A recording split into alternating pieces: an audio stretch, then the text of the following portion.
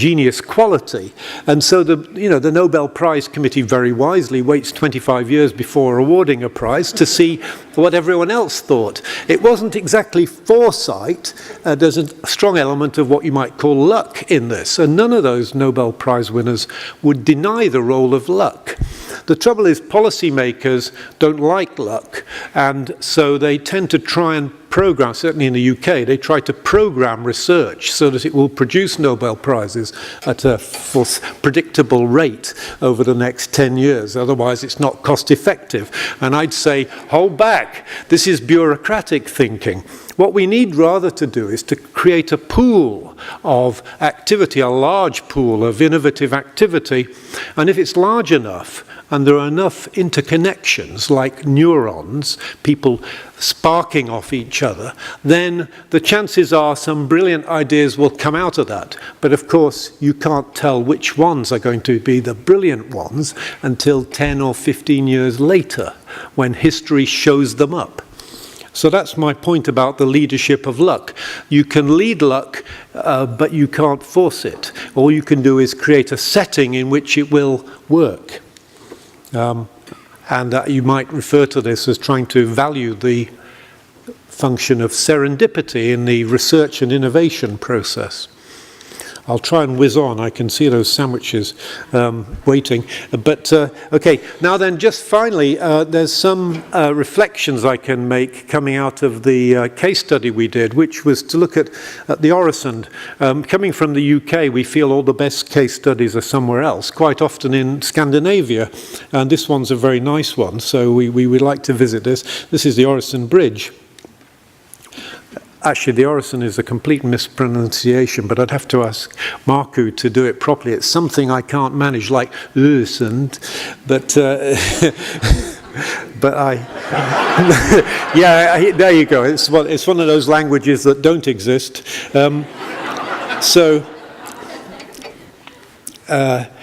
It's between Copenhagen and Malmö, which is in southern Sweden, and it's a cross-border region which has integrated amazingly with the European Union help and with the help of history, because historically they've been close regions, even though more recently they've been separate countries.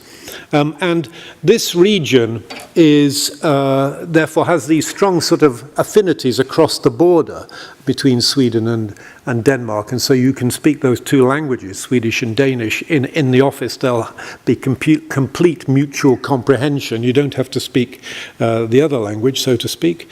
And it's a region that has, in the last 15 years probably, been recognized as a major pharmaceutical cluster in Europe, and has been called Medicon Valley. And it has an association which came to embody and represent the interests of the pharmaceutical makers, but also the universities and the regional development agencies. So they got together and formed an association, the Medicon Valley Alliance, or Academy, changed its name halfway through, from Academy to Alliance. And as it says there, it has companies, hospitals and universities working together. And they help to ginger up and to kind of disseminate and inseminate ideas, helping people to start new firms. It's that model, I think, that we want in the UK to try and learn from. I took some managers from Birmingham to the Öresund to find out about it recently, and that's why I'm able to present something, I suppose.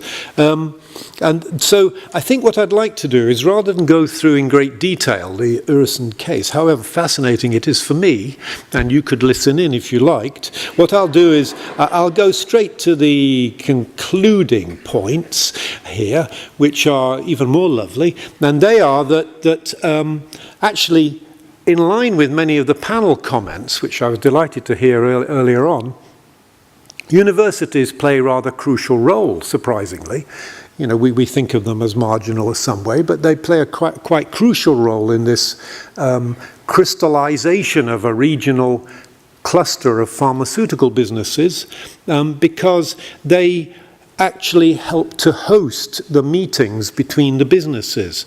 And as it says there, the university sector can play a leading role in facilitating the networking process between business, big businesses, scientists researching on their own little secret bit, and venture capitalists wanting to get their hands on things, and all the kind of slightly threatening interests that might not want to talk to each other.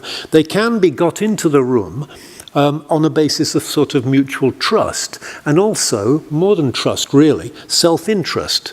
The players want to find out about each other's ideas and are prepared to give up something to get something. This is called spillover by geographers. It's the benefit of being together and of combining competition with cooperation. The secretariat that runs this association has no formal power, of course, and hardly any resources. But they're well qualified. The staff live in the area. They are embedded in the science and in the universities there. They're well trusted and well known. And they can help to negotiate and facilitate the networking as I've described. Yeah, and I think, as I've hinted, the ethos of the Øresund work around pharmaceuticals, universities and regional developers has been one of competing through cooperating and competing together, which requires a special kind of confidence. It may be that they have a high level of cultural homogeneity which helps this in these two countries. Possibly, but we hope in Birmingham we can learn from this sort of courageous attitude of sharing and competing at the same time. I mean, I think actually part of it is the recognition that the bigger the population of innovators, scientists, entrepreneurs, venture capitalists, everyone seems implicitly to understand that the bigger the population of those that can be assembled to talk to each other, like a kind of rapid dating exercise, the greater the chance you'll find your perfect match. This desire to compete through cooperating in building that pool has more recently led to cluster linkages being developed. So the agency has found consultants to go to Osaka to have an exchange relation with people in Osaka, to go back to Copenhagen, look for partners there for their firms back home who need a venture capitalist, who need a collaborator. So that's extending the pool in which serendipity can happen. It's not like the UK government saying, well, we'll manage this and we'll plan it, we'll put a budget there and we'll have so many Nobel Prizes at the end.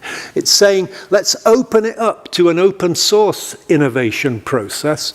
Let's allow networking to happen, create an environment where people can trust each other, and that's the way to, through stepping back, letting other leaders emerge, that we can create these Nobel Prizes and lots of wealth at the same time. So concluding points. I don't think I'll use that one. Let me just look here. Okay. What I think I'd say is that, let me say something anyway. I've run out of slides, and they didn't quite coincide with the ones on my paper. But anyway, what I can say is that the leadership is crucial in regional and local development. It really is, but it's not hierarchical leadership. It's a kind of open leadership. Maybe it's a kind of leadership that's coming in increasingly with the internet. You could call it a kind of hosting leadership. It's an intelligent hosting where you understand the conditions people want to achieve by coming together and networking. You don't get in the way. You let them do their networking. Your leadership role is one of facilitation, and it's kind of second order. First order leaders will emerge out of the work you do.